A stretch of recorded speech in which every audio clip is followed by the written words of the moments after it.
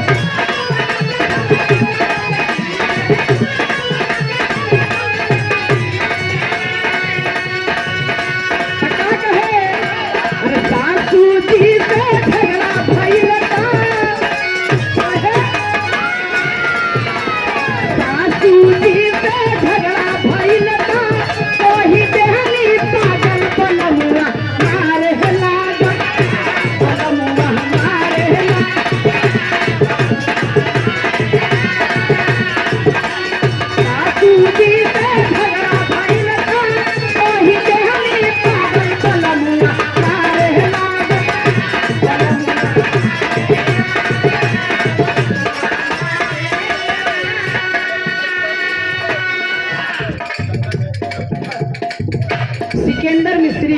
रसिया से आपकी ओर से 101 रुपया सब ही लोग के प्रणाम आशीर्वाद कर इच्छा हो। वो रसिया कहे राम जी भैया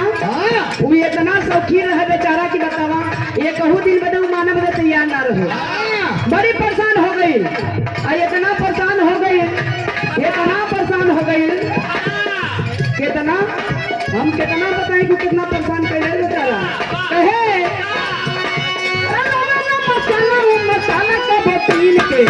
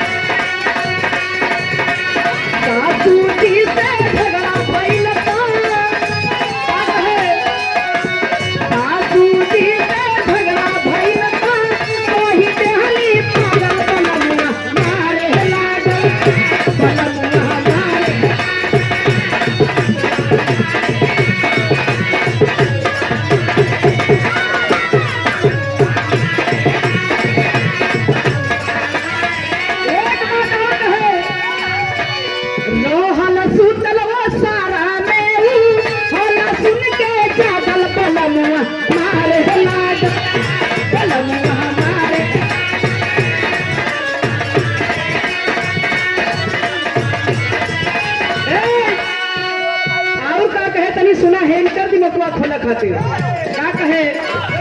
रोटी तक